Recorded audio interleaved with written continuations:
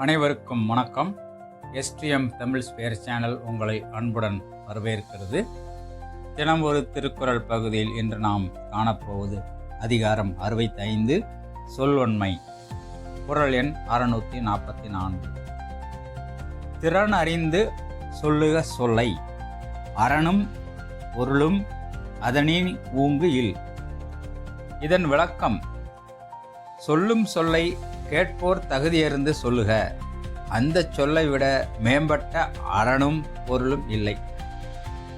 எனது கருத்து: ஒருவரிடம் பேசும்போது அவருடைய நிலைமை, தகுதி, மனநிலை, சூழ்நிலை ஆகியவற்றை அறிந்து பொருத்தமாக பேச வேண்டும்.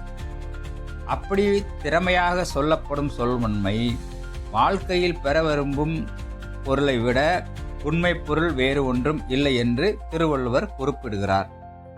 இந்த காணொளியை கண்டதற்கு நன்றி.